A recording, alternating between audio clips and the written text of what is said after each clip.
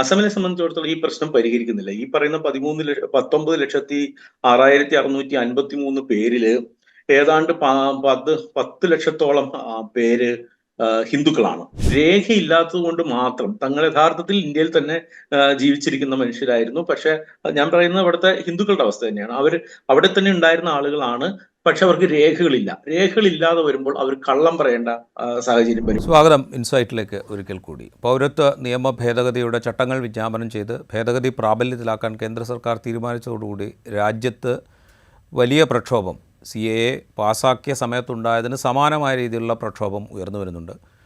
കേരളത്തിൽ വിവിധ സംഘടനകളുടെ, രാഷ്ട്രീയ പാർട്ടികളുടെയും മറ്റ് സംഘടനകളുടെയും ഒക്കെ നേതൃത്വത്തിൽ പ്രക്ഷോഭം നടക്കുന്നു. ഇതിനോടൊപ്പം ഏറ്റവും രൂക്ഷമായ പ്രക്ഷോഭം നടക്കുന്ന ഒരു പ്രദേശം എന്ന് പറയുന്നത് അസമാണ്. അസമിന് ഈ പൗരത്വ നിയമ ഭേദഗതിയുമായും അതിനെ തുടർന്ന് നടപ്പാക്കും എന്ന് ആഭ്യന്തരമന്ത്രി അമിത്ഷാ പ്രഖ്യാപിച്ചിട്ടുള്ള നാഷണൽ പോപ്പുലേഷൻ രജിസ്ട്രി NRC, ദേശീയ പൗരത്വ പട്ടിക, ഇതുമായുമൊക്കെ വലിയ ബന്ധമുണ്ട്. ഒരുപക്ഷെ സംഘപരിവാരം ഈ പൗരത്വ നിയമ ഭേദഗതി എന്ന വർഗീയ വിഭജനത്തിനുള്ള ആയുധം സമാഹരിക്കുന്നത് അസമിൽ നിന്നാണ് എന്ന് വേണമെങ്കിൽ പറയാം. ദേശീയ പൗരത്വ പട്ടിക എന്ന അസമിൽ ആരംഭിച്ച പ്രക്രിയ ദേശവ്യാപകമാക്കും എന്നുള്ളതും അസമിൽ നിന്ന് സ്വാംശീകരിച്ച സംഘപരിവാർ ആയുധമാണ് എന്ന് വേണമെങ്കിൽ പറയാം. എന്താണ് അസമിന് ഈ പൗരത്വ നിയമ ഭേദഗതിയുമായും ദേശീയ പൗരത്വ പട്ടികയുമായും NPRുമായിട്ടുള്ള ബന്ധം എന്ന് നമ്മൾ ഒന്ന് പരിശോധിക്കുകയാണ്. നമുക്കൊപ്പമുള്ളത് മുതിർന്ന മാധ്യമപ്രവർത്തകൻ ശ്രീജിത്ത് ദിവാകരനാണ്. സ്വാഗതം ഇൻസൈറ്റിലേക്ക്. ഈ അസമിലേക്ക് നമ്മൾ അസമുമായിട്ട് കണക്ട് ചെയ്യുമ്പോൾ 1985 അന്ന് രാജീവ് ഗാന്ധിയുടെ നേതൃത്വത്തിലുണ്ടായിരുന്ന കോൺഗ്രസ് സർക്കാർ അവിടുത്തെ അസമിലെ ഓൾ അസം സ്റ്റുഡൻസ് യൂണിയൻ അടക്കമുള്ള സംഘടനകളുമായി ഉണ്ടാക്കിയ കരാർ 1971 മുൻപ് അസമിൽ, അല്ലെങ്കിൽ 1971 ശേഷം അസമിലേക്ക് കുടിയേറിയവരുടെ വിവരങ്ങൾ ശേഖരിച്ച് അവരെ അസമിൽ നിന്ന് പുറന്തള്ളും എന്നുള്ള ഒരു കരാറുണ്ടാക്കിയിരുന്നു. ആ കരാറിൻ്റെ തുടർച്ചയിലാണ് അവിടെ ഈ പൗരത്വ പട്ടികയുടെ നിർമ്മാണത്തിന് വേണ്ടിയിട്ടുള്ള ശ്രമങ്ങൾ നടക്കുന്നത്. അത് വലിയ നിയമയുദ്ധത്തിലേക്ക് പോകുന്നു. ഒടുവിൽ 2013 ഉത്തരവ് പ്രകാരം ഈ പ്രക്രിയ വീണ്ടും ആരംഭിക്കുന്നു. ഒക്കെ ഇതിൻ്റെ ചരിത്രം അങ്ങനെയാണ്. എന്താണ് ഇപ്പോൾ അസമിൽ ഈ പൗരത്വ പട്ടികയുടെ ചട്ടങ്ങൾ വിജ്ഞാപനം ചെയ്യുമ്പോൾ ഉണ്ടാകുന്ന വലിയ സമരത്തിൻ്റെ സ്വഭാവം എന്താണ് നമ്മൾ ഇവിടെ കാണുന്ന സമരത്തിൽ നിന്ന് അസമിലെ സമരത്തെ വ്യത്യസ്തമാക്കുന്നത്? ഒന്ന്, ഇപ്പോൾ കേരളത്തിലോ അല്ലെങ്കിൽ തമിഴ്നാട്ടിലോ അല്ലെങ്കിൽ മറ്റേതെങ്കിലും സ്ഥലത്ത്, മിക്കവാറും ഇപ്പൊ പഞ്ചാബില് അടക്കമുള്ള പല സ്ഥലത്തു നിന്നും നിലവിലുള്ള ഇപ്പോഴത്തെ ഒരു പൗരത്വ ഭേദഗതി ബില്ലിനെ അല്ലെങ്കിൽ ബില്ലിനെയല്ല നിയമത്തിനെ എതിർത്തുകൊണ്ട് പല പാർട്ടികളും രംഗത്ത് വന്നിട്ടുണ്ട്. DMKയും കേരളത്തിൽ ഇടതുപക്ഷവുമെല്ലാം വളരെ കൃത്യമായിട്ടുള്ള നിലപാടുകൾ എടുത്തിട്ടുണ്ട്. പശ്ചിമ ബംഗാളിൽ മമതാ ബാനർജിക്ക് നിലപാടുണ്ട്. NCP വളരെ രൂക്ഷമായി ഇതിനെ എതിർത്തിട്ടുണ്ട്. ഇതെല്ലാം നിലനിൽക്കുമ്പോഴും ഏറ്റവും പ്രധാനപ്പെട്ട കാര്യം, ഇവരിൽ നിന്നെല്ലാം വ്യത്യസ്തമായിട്ട്, അല്ലെങ്കിൽ DMKയോ ഇടതുപക്ഷമോ എല്ലാം പറയുന്ന കാര്യത്തിന് തികച്ചും വിരുദ്ധമായ ഒരു കാര്യം പറഞ്ഞിട്ടാണ് അസമിലെ മിക്കവാറും രാഷ്ട്രീയ കക്ഷികൾ ഒരുമിച്ച് ചേർന്ന് ഈ നിയമത്തിനെ എതിർക്കുന്നത്. അവരെ സംബന്ധിച്ചിടത്തോളം മുസ്ലിങ്ങളെ ഇതിൽ ഉൾപ്പെടുത്തണം, അല്ലെങ്കിൽ മുസ്ലിങ്ങളെ കൂടി ഒഴിവാക്കിക്കൊണ്ട് ഭേദം വരുത്തിക്കൊണ്ട് നമ്മുടെ ഭരണഘടന അനുശാസിക്കുന്ന അടിസ്ഥാനപരമായിട്ടുള്ള വിവേചനമില്ലായ്മ അല്ലെങ്കിൽ തുല്യത അതിനെ തകർത്ത് കൊണ്ട് ഭരണഘടനയെ തള്ളിക്കൊണ്ട് ഇത്തരം ഒരു നിയമം കൊണ്ടുവരരുത് എന്നുള്ളതല്ല അവരുടെ ആവശ്യം. മറിച്ച് നിലവിലുള്ള സാഹചര്യത്തിൽ ഹിന്ദുക്കൾ ഉൾപ്പെടുന്നത് ഒഴിവാക്കണം എന്ന് പറഞ്ഞിട്ടാണ് അവിടുത്തെ ഒരു പ്രക്ഷോഭം നടക്കുന്നത്. അതുകൊണ്ട് തന്നെ തികച്ചും വ്യത്യസ്തമായ ഒരു രീതിയുമാണ് അവിടെ ഉള്ളത്. അത് നമുക്ക് നേരത്തെ രാജീവ് 84 അസം അക്കോർഡിനെ കുറിച്ചിട്ട് പറഞ്ഞു. അതിന് തൊട്ടു മുമ്പ് നമുക്കറിയാം അതിന് കാരണമായിട്ടുള്ള ഒരു വലിയ സംഭവം കൂടി അവിടെ ഉണ്ടാകുന്നുണ്ട്. 83 അസം തെരഞ്ഞെടുപ്പിനോട് അനുബന്ധിച്ചിട്ട് ആണ് ഇന്ദിരാഗാന്ധി, അതിന് മുമ്പ് തന്നെ ഈ സ്റ്റുഡൻസ് യൂണിയനും തുടങ്ങിയിട്ടുള്ള ആളുകളെല്ലാം ഈ ബംഗാളി സംസാരിക്കുന്ന ആളുകൾ, അതായത് ബംഗാളിൽ നിന്ന് കുടിയേറിയിട്ടുള്ള ഹിന്ദുക്കളായാലും മുസ്ലിങ്ങളുമായാലും ഉള്ള ആളുകൾ, അതിൽ പ്രത്യേകിച്ച് മുസ്ലിങ്ങൾക്കെതിരെ രൂക്ഷമായിട്ടുള്ള ആക്രമണങ്ങൾ നടത്തിക്കൊണ്ട് ഇവർ പ്രതികരിച്ചിരുന്നു. ഇതിനെല്ലാം ശേഷം കലാപങ്ങളൊക്കെ നടക്കുകയും ഇപ്പോൾ 83-ലെ തെരഞ്ഞെടുപ്പിനോട് അനുബന്ധിച്ചിട്ട് ആണ് അവിടുത്തെ ബംഗ്ലാദേശിൽ നിന്ന് കുടിയേറിയ മുസ്ലിങ്ങൾക്ക് വോട്ടവകാശം നൽകുമെന്ന് ഇന്ദിരാഗാന്ധി പ്രഖ്യാപിക്കുന്നത്. ആ പ്രഖ്യാപനത്തെ തുടർന്ന് അന്ന് BJP രൂപവൽക്കരിച്ചിട്ട് 3 വർഷമേ ആവുന്നുള്ളൂ. BJPയുടെ അധ്യക്ഷൻ അടൽ ബിഹാരി വാജ്പേയി ആണ്. അടൽ ബിഹാരി വാജ്പേയി അസം ഇലക്ഷനുമായി ബന്ധപ്പെട്ട് സെൻട്രൽ അസമിൽ പ്രചരണം നടത്തിക്കൊണ്ടിരിക്കുമ്പോൾ അതീവ മറ്റേ ക്രൂരമായ ഒരു സ്റ്റേറ്റ്മെന്റ്, അല്ലെങ്കിൽ ഭയങ്കരമായിട്ട് ഇൻഫ്ലമേറ്ററി ആയിട്ടുള്ള ഒരു സ്റ്റേറ്റ്മെന്റ് നടത്തി. അതായത് ഇപ്പൊ വിദേശത്തു നിന്ന് വരുന്ന ആളുകളെ സ്വീകരിക്കുന്ന നിലപാടാണ് ഇവിടുത്തെ രാഷ്ട്രീയ കക്ഷികൾക്കുള്ളത്. പഞ്ചാബിലോ മറ്റോ ആയിരുന്നെങ്കിൽ ഇവരെ എല്ലാം കൊന്ന് വലിച്ചെറിഞ്ഞേനെ എന്നുള്ളൊരു സ്റ്റേറ്റ്മെന്റ് നടത്തി. ആ സ്റ്റേറ്റ്മെന്റ് നടത്തി തിരിച്ച് അസമിലെ ന്യൂഡൽഹിയിലേക്ക് വാജ്പേയി എത്തുന്നതിന് മുമ്പ് തന്നെ അസമിലെ നാഗാവ് എന്ന് പറയുന്ന എന്ന ജില്ലയിലെ 14 ഗ്രാമങ്ങളിലായിട്ട്, നെല്ലി അടക്കമുള്ള 14 ഗ്രാമങ്ങളിലായിട്ട് 1983 ഫെബ്രുവരി 23 വെളുപ്പിന് 3000 പേരെ 6 മണിക്കൂർ കൊണ്ട് കൂട്ടക്കുരുതി നടത്തി. ഇന്ത്യയിലെ ഒരുപക്ഷെ ഏറ്റവും ക്രൂരമായിട്ടുള്ള വംശഹത്യയായിരിക്കും. ഏറ്റവും കുറഞ്ഞ സമയത്തിനുള്ളിൽ ഇത്രയധികം മനുഷ്യരെ കൊന്നു തള്ളിയിട്ടുള്ള ഒരു വംശഹത്യ ഉണ്ടാവില്ല. ഏതാണ്ട് 41 വർഷങ്ങൾക്ക് ശേഷവും ഇതുവരെയും ആരെയും അതിൽ കുറ്റക്കാരികളായിട്ട് കണ്ടുപിടിക്കുകയോ ഒന്നും ചെയ്തിട്ടില്ല.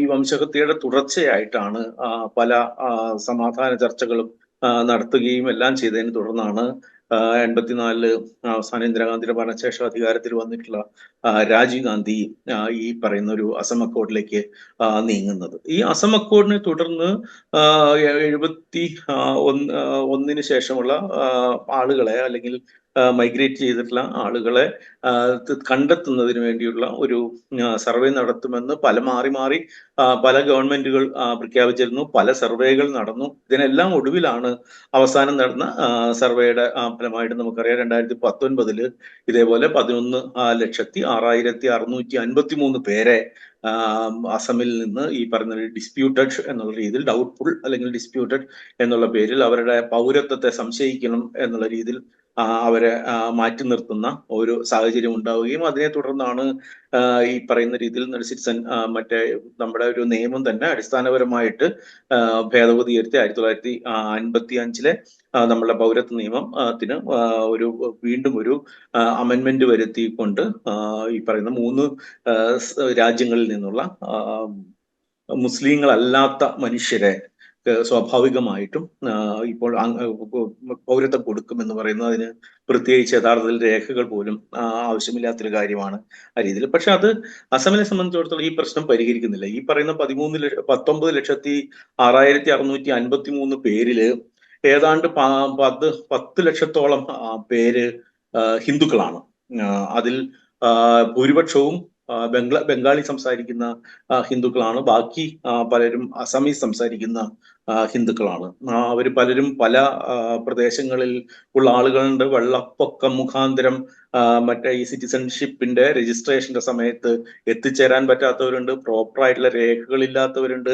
പല വഴിക്ക് മൈഗ്രേറ്റ് ചെയ്തിട്ടുള്ള മനുഷ്യരുണ്ട്. നമ്മൾ ഏറ്റവും ശ്രദ്ധിക്കേണ്ട കാര്യം ഇതിൽ 70% പേരും സ്ത്രീകളാണ് എന്നുള്ളതാണ്. അവര് പല കാലം കൊണ്ട് വിദ്യാഭ്യാസത്തിന്റെ ഇല്ലായ്മ കൊണ്ട്, സ്കൂളിൽ പോകാത്തത് കൊണ്ട്, മറ്റേതെങ്കിലും തരത്തിലുള്ള സർക്കാർ അനുശാസിക്കുന്ന കാർഡുകളോ അല്ലെങ്കിൽ തിരിച്ചറിയൽ രേഖകളോ ഇല്ലാത്തത് കൊണ്ട്, അങ്ങനെ പലതരത്തിൽ ഭൂമി ഇല്ലാത്തത് കൊണ്ട്, അങ്ങനെ പലതരത്തിൽ ഈ രേഖകൾ ഇല്ലാത്തത് കൊണ്ട് മാത്രം പൗരത്വ പട്ടികയിൽ നിന്ന് പുറത്തു പോയിട്ടുള്ള ആളുകളുണ്ട്. അതിൽ നമുക്കറിയാം അക്കാലത്തൊക്കെ ഇഷ്ടംപോലെ വാർത്തകൾ അസമിൽ നിന്ന് വന്നിട്ടുണ്ടായിരുന്നു. ഇപ്പൊ യുദ്ധത്തിൽ പങ്കെടുത്തിട്ടുള്ള പട്ടാളക്കാരുടെ മക്കൾ അടക്കമുള്ള ആളുകൾ, സർക്കാർ സർവീസിൽ ജോലി ചെയ്തിരുന്ന ആൾക്കാരുടെ പിന്തലമുറ, ഇത് അങ്ങനെയാണ് പലരെയും വിവേചനരഹിതമായിട്ട് ഇതിൽ നിന്ന് ഒഴിവാക്കിയിട്ടുള്ളത്. ഇത് അസമിൽ ഉണ്ടാക്കുന്ന ഒരു പ്രതിസന്ധി എന്ന് പറയുന്നത്, ഇതുകൊണ്ടൊന്നും അവിടുത്തെ രാഷ്ട്രീയ പ്രശ്നം അവർക്ക് പരിഹരിക്കാനായിട്ട് പറ്റുന്നില്ല. കാരണം ഇത് അവിടെയുള്ള ഈ വിദ്യാർത്ഥി യൂണിയനിൽ നിന്ന് ആരംഭിച്ച പാർട്ടികളാണ്. ഇപ്പൊ പ്രഫുൽ കുമാർ മോഹന്തയൊക്കെ രാഷ്ട്രീയപരമായിട്ട് ഉയർന്നു വരുന്നത് ഈ നെല്ലി മസാക്കറും അത് തുടർന്നുള്ള ഈ പറയുന്ന രീതിയിൽ ഈ കുടിയേറ്റത്തിനെതിരെ വിരുദ്ധമായിട്ട് നടത്തുന്ന വലിയ പ്രക്ഷോഭങ്ങളിലൂടെയാണ് അവർ തന്നെ നേതാക്കളായിട്ട് ഉയർന്നു വരുന്നത്. അത് തന്നെ അവരുടെ അടിസ്ഥാന പ്രശ്നം എന്ന് പറയുന്നത് അവർ മൈഗ്രേറ്റഡ് ആയിട്ടുള്ള എല്ലാ മനുഷ്യർക്കും എതിരാണ്.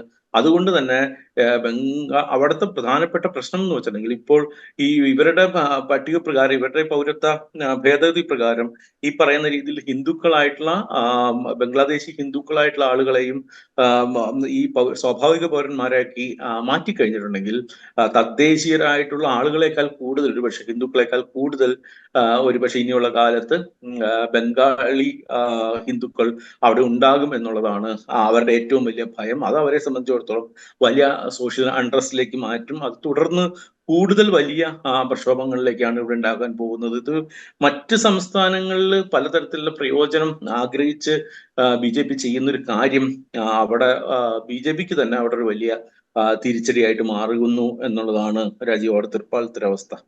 റൈറ്റ്. നമ്മളത് പറയുമ്പോൾ ഇപ്പോൾ BJP ഈ പൗരത്വ നിയമ ഭേദഗതിയിലേക്ക് എത്തുന്നത് അസമിലെ ഈ പൗരത്വ രജിസ്റ്റർ നിർമ്മാണത്തിന് ശേഷം ഈ പറയുന്ന 19 ലക്ഷത്തിലധികം ആളുകളിൽ ഏതാണ്ട് 10 ലക്ഷം പേർ ഹിന്ദുക്കളാവുകയും അവരെ നിലനിർത്തണം, പക്ഷേ ആ പട്ടികയിലുള്ള മുസ്ലിങ്ങളായ ആളുകളെ പുറന്തള്ളുകയും വേണം. ഈ ഒരു ലക്ഷ്യം മുൻനിർത്തിയാണ് പ്രാഥമികമായി പൗരത്വ നിയമ ഭേദഗതി എന്നതിലേക്ക് BJP എത്തുന്നത്. അതിൻ്റെ ബാക്കി ആനുകൂല്യങ്ങൾ ഒരുപക്ഷെ ബംഗാളിൽ നിന്ന് അവർക്ക് ലഭിക്കാനിടയുള്ളത്, ഇതൊക്കെ പിന്നീട് കൂട്ടിച്ചേർക്കപ്പെടുന്നതും ഈ നിയമത്തിൻ്റെ പൊതുവിലുള്ള വിഭാഗീയ സ്വഭാവം അല്ലെങ്കിൽ വർഗീയ വിഭജന സ്വഭാവം രാജ്യത്താകമാനം ഉപയോഗിക്കാൻ പറ്റുന്ന ഒരു ആയുധമാണ് എന്ന് പിന്നീട് തിരിച്ചറിയുകയും ചെയ്യുകയാണ്. അപ്പോൾ അത് അസമിൽ ഇപ്പോൾ നെല്ലി മസാക്കർ മുതൽ ഇങ്ങോട്ട് BJP ആണെങ്കിലും RSS ആണെങ്കിലും ആസൂത്രിതമായി ശ്രമിച്ചതിൻ്റെ ഫലമായി ഉണ്ടാക്കിയെടുത്തൊരു നിയമം അത് രാജ്യത്ത് മറ്റിടങ്ങളിൽ ഉപയോഗപ്പെടുത്താൻ ശ്രമിക്കുമ്പോൾ തന്നെ അസമിൽ അത് BJPക്ക് തിരിച്ചടിയാവുന്നു, അല്ലെങ്കിൽ തിരിച്ചടിയാകാൻ സാധ്യതയുണ്ട് എന്നുള്ളതാണ് അവസ്ഥ.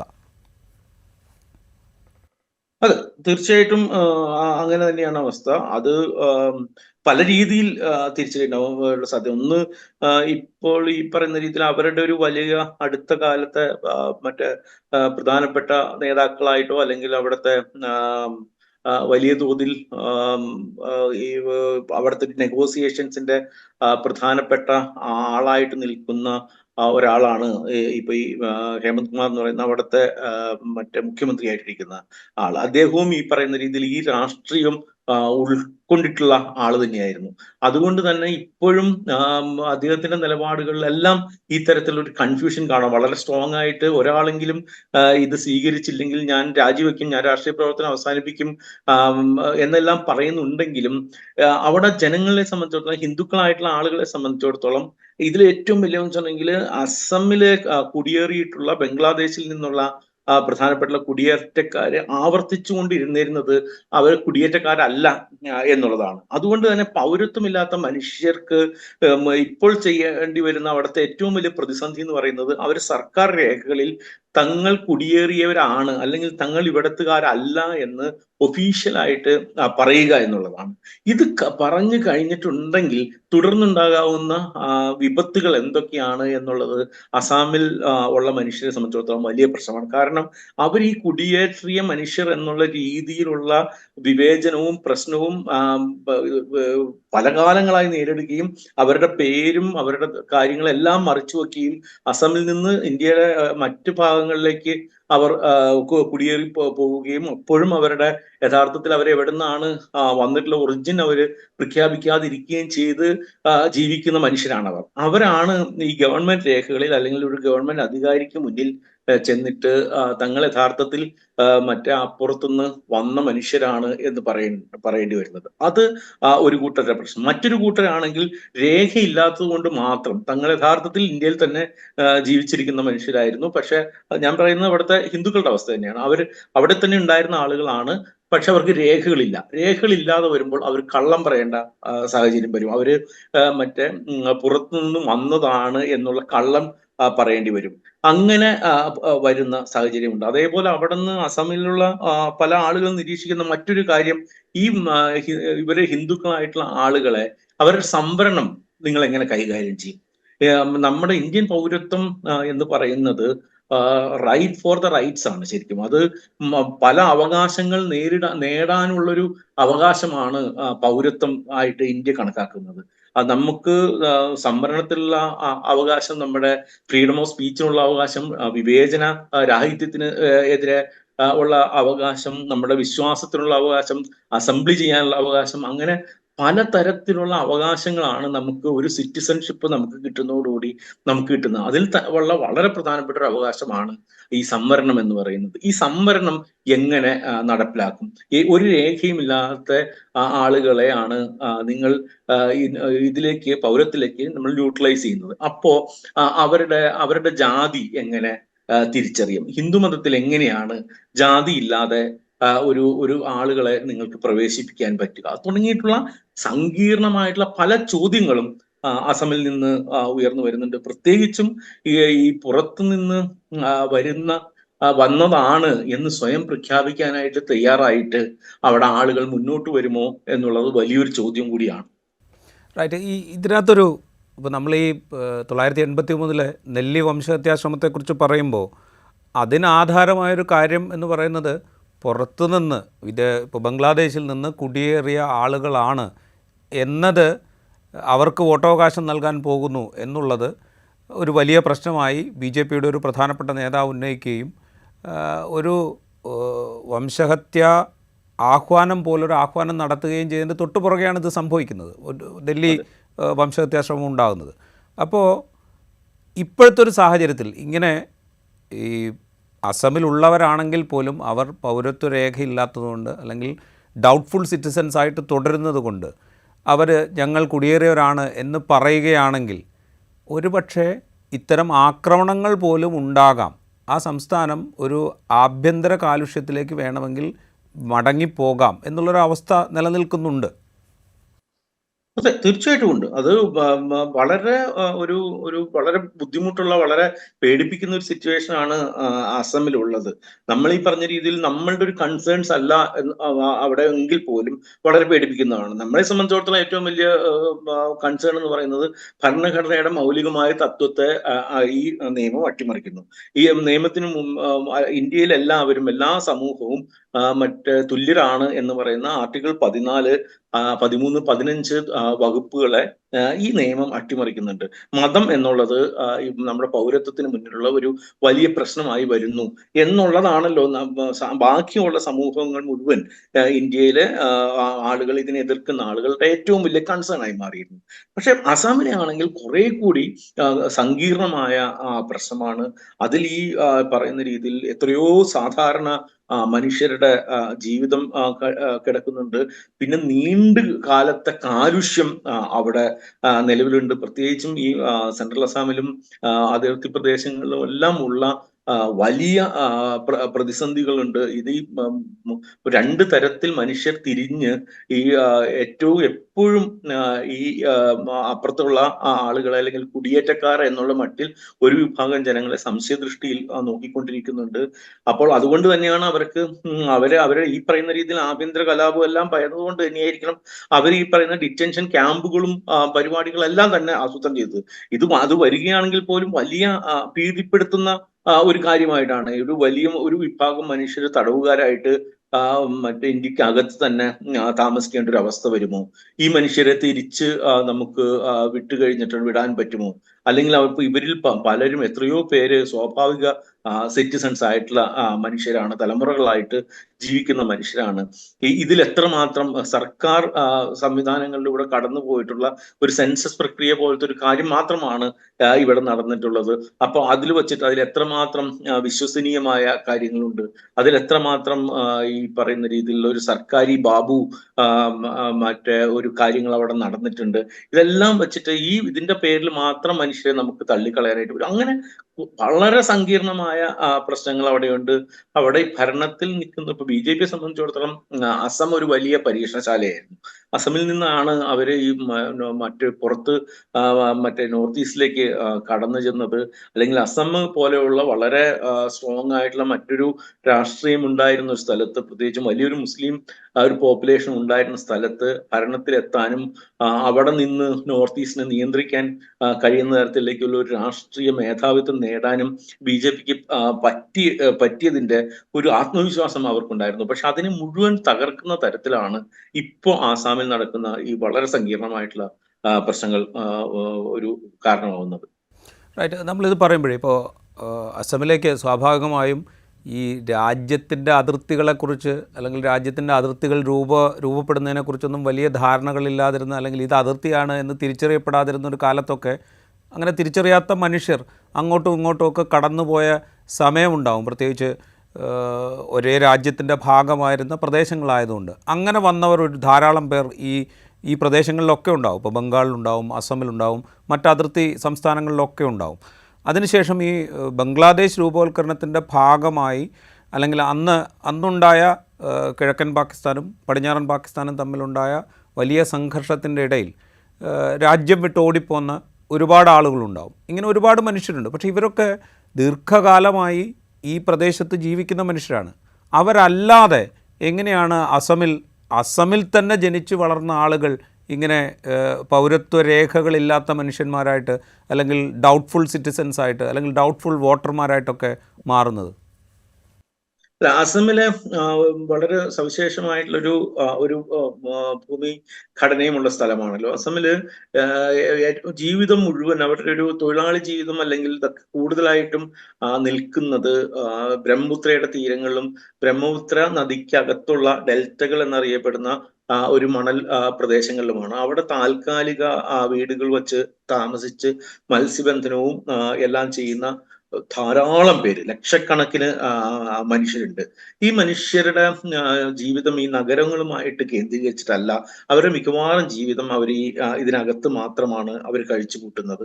അവർ ഈ പറഞ്ഞ രീതിയിൽ അവരുടെ മത്സ്യം വിൽക്കാനും, അല്ലെങ്കിൽ അവരുടെ ഈ സ്വന്തമായിട്ട് ഉണ്ടാക്കുന്ന സാധനങ്ങളുടെ വിൽപ്പനയ്ക്കും, കരയിൽ നിന്ന് സാധനങ്ങൾ മേടിച്ച് വഞ്ചിയിൽ അകത്ത് കൊണ്ടുപോകാൻ വേണ്ടി മാത്രമാണ് അവരുടെ ഒരു നഗരത്തിലേക്ക് തന്നെ അവർ വരുന്നില്ല. അവർ മാർക്കറ്റ് പ്രദേശങ്ങളിൽ വന്ന് തിരിച്ചു പോവുകയും ചെയ്യും. ഇവർ വർഷത്തിൽ 2 തവണ ഇവരുടെ വീടും സാധനങ്ങളെല്ലാം ഉപേക്ഷിച്ച് അവർക്ക് നഗരത്തിലേക്ക് പൂർണ്ണമായിട്ടും താമസിക്കേണ്ടി വരും. കാരണം ഈ 2 തവണ വർഷത്തിൽ ബ്രഹ്മപുത്രയിൽ വെള്ളപ്പൊക്കം ഉണ്ടാവും, മഴക്കാലത്തും വേനൽക്കാലത്ത് ഇതേപോലെ ഹിമാലയത്തിൽ മഞ്ഞുരുകി വന്ന് വലിയ വെള്ളപ്പൊക്കം ഉണ്ടാവും. ഈ 2 വെള്ളപ്പൊക്കങ്ങളെ എല്ലാ വർഷവും അഭിമുഖീകരിക്കുന്ന മനുഷ്യർക്ക് രേഖകൾ സ്വാഭാവികമായിട്ടും പലപ്പോഴും ഉണ്ടാവില്ല.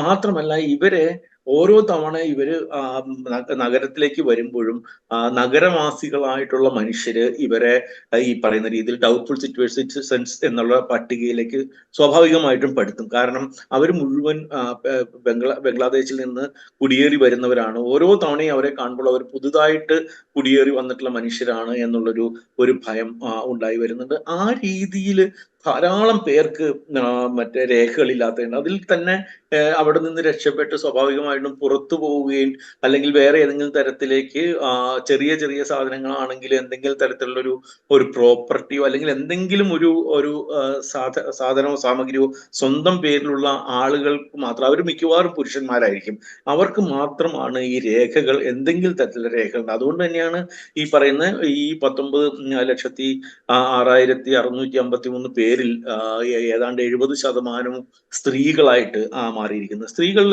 പലപ്പോഴും ഇവര് ഒന്നാമത്തെ കാര്യത്തിൽ ഇവരുടെ വിവാഹത്തിന് ശേഷം മറ്റൊരു സ്ഥലത്തേക്ക് താമസം മാറുന്നുണ്ട്. അതുകൊണ്ട് തന്നെ അവരുടെ ജന്മനാടുമായിട്ടുള്ള ബന്ധം വിടുന്നുണ്ട്. അതുകൊണ്ട് തന്നെ അവിടുത്തെ രേഖകൾ ഉണ്ടാവില്ല.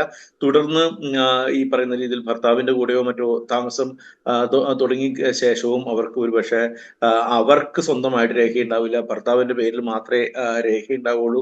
ഇവരുടെ പലതും മാരേജ് സർട്ടിഫിക്കറ്റുകൾ പ്രോപ്പറായിട്ട് ഉണ്ടാവില്ല. തുടങ്ങിയിട്ടുള്ള നമ്മുടെ ഗ്രാമീണ മേഖലയിൽ ഉള്ള മനുഷ്യരുടെ പ്രതിസന്ധികളെക്കാൾ കൂടുതലുമായിട്ട് സവിശേഷമായ പ്രതിസന്ധികൾ കൂടി അവിടെ ഉണ്ട്.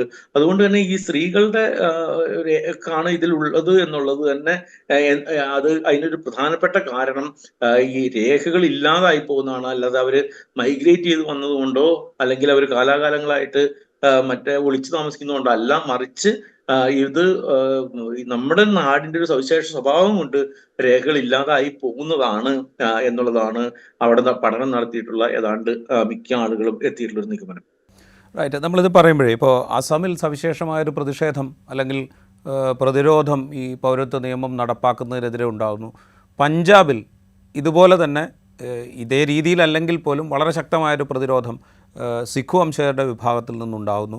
രാജ്യത്ത് പല ഭാഗത്തും ഇതിൻ്റെ നമ്മൾ നേരത്തെ ചൂണ്ടിക്കാണിച്ചതുപോലെ തന്നെ ഭരണഘടന നമ്മൾക്ക് നൽകുന്ന തുല്യതയ്ക്കുള്ള അവകാശത്തെ നിഷേധിക്കുന്ന മതത്തെ അടിസ്ഥാനമാക്കി പൗരത്വം നിർവചിക്കുന്ന ഒരു നിയമ ഭേദഗതിക്കെതിരെ രാജ്യത്ത് പൊതുവിൽ ജനാധിപത്യ വിശ്വാസികളായ മതനിരപേക്ഷതയിൽ വിശ്വസിക്കുന്ന ആളുകളുടെ ഒരു പ്രതിഷേധമുണ്ടാകുന്നു.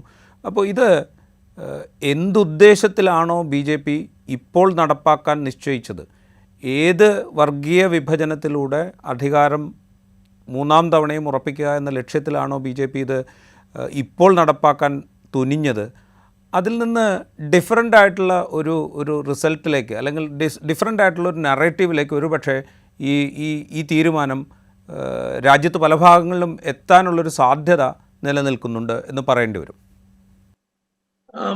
അതിന് സാധ്യതയുണ്ട്. ഇപ്പൊ 2019 ഒരുപക്ഷെ ഈ കർഷക സമരത്തെക്കാൾ കൂടുതൽ അല്ലെങ്കിൽ ഒരിപ്പോ രണ്ടാം സർക്കാരാണല്ലോ മോഡി സർക്കാർ പൂർത്തിയാകുന്നത്. ഇവരുടെ ഈ ഏതാണ്ട് 10 വർഷത്തോളം നീണ്ടു നിൽക്കുന്ന ഭരണത്തിൽ കാലയളവിൽ ഏറ്റവും പ്രധാന പ്രക്ഷോഭമായിട്ട് ഉയർന്നു വന്ന കർഷക പ്രക്ഷോഭമാണ് എന്നുള്ളതാണ് ഒരു പൊതുവിലയിരുത്തൽ. ഒരുപക്ഷെ അതിനേക്കാൾ രൂക്ഷമായിട്ടുള്ള ഒരു പ്രതിഷേധം അവർ കണ്ടത് 2019 ഈ പൗരത്വ പ്രക്ഷോഭമാണ്. ഒരുപക്ഷെ ഈ കോവിഡിന്റെ ഒരു വലിയ വ്യാപനമൊന്നും ഇല്ലായിരുന്നെങ്കിൽ അതിനേക്കാൾ വലിയ ഒരു പ്രക്ഷോഭമായിട്ട് മാറേണ്ടതും ആയിരുന്നു. വളരെ അന്താരാഷ്ട്ര ശ്രദ്ധ പിടിച്ചുപറ്റുകയും ചെയ്തിരുന്നു. ഒരു പക്ഷെ ഇവരുടെ രണ്ട് ഉദ്ദേശങ്ങളുണ്ട്. ഒന്ന്, ഈ പറയുന്ന രീതിയിൽ എല്ലാവരും പറയുന്ന പോലെ നമ്മുടെ ദേശീയ തലത്തിലുള്ള പല മുതിർന്ന ജേർണലിസ്റ്റുകളും ചൂണ്ടിക്കാണിച്ച പോലെ ഈ പറയുന്ന രീതിയിൽ SBIയുമായിട്ട് ബന്ധപ്പെട്ട ഇലക്ട്രോറൽ ബോണ്ട് അവർക്കൊരു തരത്തിൽ ഒരു പെട്ടെന്നൊരു അടി ഉണ്ടായപ്പോൾ അവരതിനെ മറികടക്കാനും ശ്രദ്ധ തിരിക്കാനുമായിട്ട് പ്രയോഗിച്ച ഒരു കാര്യമാണ് എന്ന് പറയുന്നുണ്ട്. അതിനപ്പുറത്തേക്ക് ഈ പലപ്പോഴും പല സ്ഥലത്തും പല സംസ്ഥാനങ്ങളിലും ഈ ഇന്ത്യ മുന്നണിയൊന്നും പ്രായോഗികമായിട്ട് നിലവിൽ വന്നിട്ടില്ലെങ്കിൽ പോലും പ്രതിപക്ഷത്തെ പല കക്ഷികളും തമ്മിൽ ഒരു തരത്തിലൊരു ഐക്യം നിലനിൽക്കുന്നുണ്ട്. ഈ ഐക്യം ഐക്യം ഇവർക്ക് തമ്മിൽ മാനസികമായിട്ട് ഉണ്ടെങ്കിൽ പോലും ഇവരെല്ലാം പലതരത്തിൽ പരസ്പരം മത്സരിക്കുന്ന ഒരു അവസ്ഥയും നിലവിലുണ്ട്. ഉദാഹരണത്തിന് ഇപ്പൊ കേരളത്തിൽ ചെയ്തതുപോലെ ഇപ്പോൾ ഈ കോൺഗ്രസും ഇടതുപക്ഷ പാർട്ടികളും പരസ്പരം മത്സരിക്കുന്ന പോലെ പല സംസ്ഥാനങ്ങളിലും ഇത് നമുക്ക് കാണാൻ കഴിയും. അതുകൊണ്ട് തന്നെ കഴിഞ്ഞ തവണത്തെ തെരഞ്ഞെടുപ്പിന്റെ പ്രക്ഷോഭത്തിന്റെ സമയത്ത് ഈ പരസ്പരം ഇത്തരത്തിൽ എതിരിട്ടിരുന്ന പല മുന്നണികളും ഒരുമിച്ച് ചേർന്നിട്ടായിരുന്നു സമരം നയിച്ചിരുന്നത്. അപ്പോൾ നമുക്ക് പല സ്ഥലത്തും കാണാവുന്നതായിരുന്നു. ഡൽഹിയിലൊക്കെ നടന്ന പ്രക്ഷോഭങ്ങളിലൊക്കെ നമുക്ക് വളരെ വ്യക്തമായിട്ട് കാണാമായിരുന്നു പലതരത്തിലുള്ള പല പാർട്ടികളുടെയും കൊടികൾ ഒരുമിച്ച് പറക്കുന്നത്. അപ്പൊ അതുകൊണ്ട് തന്നെ ഒരു തെരഞ്ഞെടുപ്പ് സമയത്ത് ഒരുപക്ഷെ ഇവർക്ക് വീണ്ടും ഒരുമിക്കാനായിട്ട് അതുപോലെയുള്ള ഒരു പ്രക്ഷോഭം നടത്താനായിട്ട് പറ്റില്ല എന്നുള്ളൊരു തോന്നൽ, ഒരുമിച്ച് ചേർക്കാൻ ഒരു തോന്നൽ ഒരുപക്ഷെ ഗവൺമെന്റ് ഉണ്ടാവുമായിരിക്കാം. അപ്പൊ അതേപോലെ തന്നെ ഏറ്റവും പ്രധാനപ്പെട്ടമായ ഒരു കാര്യങ്ങളിൽ ഒന്ന് ഈ പശ്ചിമ ബംഗാൾ അവരെ സംബന്ധിച്ചിടത്തോളം വളരെ പ്രധാനപ്പെട്ട ഒരു സ്റ്റേറ്റ് ആയിട്ട് ഇത്തവണ കണക്കാക്കുന്നതാണ്. പശ്ചിമ ബംഗാളിൽ ഏതാണ്ട് 70 അസംബ്ലി മണ്ഡലത്തിൽ ഈ ബംഗ്ലാദേശിൽ നിന്നുള്ള ഹിന്ദു പോപ്പുലേഷൻസിന് നിർണായകമായ പങ്കുണ്ട് എന്നുള്ളതാണ് അവരുടെ ഒരു കണക്കുകൂട്ടൽ.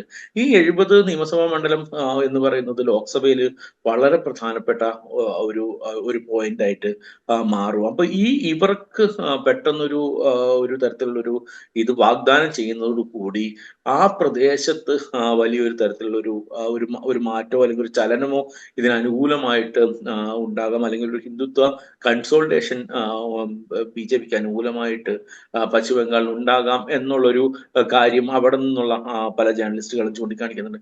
ആ രീതിയിൽ ഇവരെന്തായാലും ഒരു അടിസ്ഥാനപരമായിട്ട് ഒരു ആന്റി മുസ്ലിം ആയിട്ടുള്ള ഒരു നിയമമാണ്. അതൊരു ഹിന്ദുത്വ കൺസൾട്ടേഷനെ സഹായിക്കുമായിരിക്കും എന്നുള്ളത് തന്നെയായിരിക്കും ഇത്രയും കാലത്തെ ഇവരുടെ ഒരു രീതി വെച്ച് നമുക്ക് ഊഹിക്കാൻ പറ്റുന്ന ഒരു കാര്യം. റൈറ്റ്. ഈ ബംഗാളിലെ കാര്യം പറഞ്ഞു, അതുകൂടി പറഞ്ഞുകൊണ്ട് നമുക്ക് അവസാനിപ്പിക്കാം. ഈ ബംഗാളിൽ പറയുമ്പോൾ പല റിപ്പോർട്ടുകളും നമുക്ക് കാണിക്കുന്ന ഒരു 25 സീറ്റാണ്, 18 സീറ്റ് കഴിഞ്ഞ തവണ നേടി 25 സീറ്റാണ് ടാർഗറ്റായിട്ട് നിശ്ചയിച്ചിരിക്കുന്നത്. അതിൽ 2-3 വിഭാഗങ്ങളുണ്ട് ഇതുപോലെ എന്താ പറയുക, പൗരത്വം ഇതുവരെ അവകാശമായി ലഭിക്കാത്ത, പല കാരണങ്ങളാൽ ലഭിക്കാത്ത വിഭാഗങ്ങളുണ്ട്. അപ്പോൾ അവരുടെ വോട്ട് ഇത്തവണ ഈ നിയമ ഭേദഗതി പ്രാബല്യത്തിലാക്കുന്നതോടെ ലഭിക്കും എന്നൊരു ആത്മവിശ്വാസം BJPക്ക് ഉണ്ടാവാം ഒരുപക്ഷെ. പക്ഷേ അവിടെയും ഇതേ പ്രശ്നം വരില്ലേ? അതായത് ഈ ഞങ്ങൾ കുടിയേറി വന്നവരാണ് എന്ന് ഇവർ തന്നെ പ്രഖ്യാപിക്കുമ്പോൾ സാമൂഹ്യമായി ഉണ്ടാകുന്ന പ്രശ്നങ്ങൾ അതുണ്ടാക്കാവുന്ന ആഘാതങ്ങൾ ഇത് ബംഗാളിലും പ്രശ്നമായി വരില്ലേ? പ്രശ്നമായിട്ട് വരേണ്ടതാണ്. പക്ഷെ എനിക്ക് തോന്നുന്നു ആം, അസമിൽ ഉള്ളത്ര മാത്രം ഒരു തരത്തിൽ അത്തരമൊരു വിഭജനം വെസ്റ്റ് ബംഗാളിൽ ഇക്കാര്യത്തിലില്ല. മാത്രമല്ല ഇവരൊരു ഒരു തരത്തിൽ വളരെ സംഘടിതരായിട്ടുള്ള വിഭാഗമാണ്. പ്രത്യേകിച്ചും ഇവരുടെ ഒരു നരേഷൻ എന്ന് പറയുന്നത് ഇവർ ഈ 71 യുദ്ധത്തിന്റെ സമയത്ത് ഭീകരമായിട്ട് ആക്രമിക്കപ്പെട്ടിട്ടുള്ള ആളുകളാണ് ഇവര്. പാകിസ്ഥാനിലെ പട്ടാളക്കാരുടെ ഭാഗത്തു നിന്നുള്ള ഭയങ്കര റേപ്പ് അടക്കമുള്ള മറ്റ് ക്രൈമുകൾ നേരിട്ട് വന്നിട്ടുള്ള ആളുകളുടെ തുടർച്ചയാണ് എന്ന് പറയുന്നുണ്ട്. അപ്പൊ അതുകൊണ്ട് തന്നെ അവർക്ക് ബംഗാളിലെ ഒരു മധ്യവർഗ ഹിന്ദുക്കളുടെ ഇടയിൽ പൊതുവെ ഒരു സ്വീകാര്യതയും അവർക്ക് ഉള്ളതാണ്. അപ്പൊ അതുകൊണ്ട് തന്നെ അതൊരു ഈ 24 പർഗാന പോലെയുള്ള സ്ഥലങ്ങളിലുള്ള ഒരു മുസ്ലിം പോപ്പുലേഷൻ പോലെ അത്രമാത്രം ഒരു ആശങ്കയിലോ സംശയത്തിലോ അല്ല ഈ ഹിന്ദു വിഭാഗം ജീവിക്കുന്നത്. അതുകൊണ്ട് തന്നെ അവർക്ക് ഒരു ഈ വാഗ്ദാനങ്ങൾ കൊടുത്തു കഴിഞ്ഞിട്ടുണ്ടെങ്കിൽ അവിടെ കുറച്ചുകൂടി മെച്ചപ്പെട്ടൊരവസ്ഥയായിരിക്കും എന്നുള്ളതായിരിക്കും BJP കണക്കാക്കുന്നത്. പക്ഷെ അത് ഇലക്ഷനെ ഏത് തരത്തിൽ ബാധിക്കുമെന്നൊന്നും നമുക്കിപ്പോ പറയാൻ പറ്റില്ല. പക്ഷെ അവരുടെ ഒരു കണക്കുകൂട്ടൽ ഏതാണ്ട് അതാണെന്നുള്ളതാണ് അവിടെ നിന്നുള്ള ജേർണലിസ്റ്റുകൾ പറയുന്നത്. റൈറ്റ്. വളരെയധികം നന്ദി ശ്രീജിത്ത്, വളരെ വിശദമായി കാര്യങ്ങൾ സംസാരിച്ചതിന്. ഇൻസൈറ്റിൻ്റെ എപ്പിസോഡ് ഇവിടെ പൂർത്തിയാവുന്നു. മറ്റു എപ്പിസോഡുമായി വീണ്ടും കാണാം.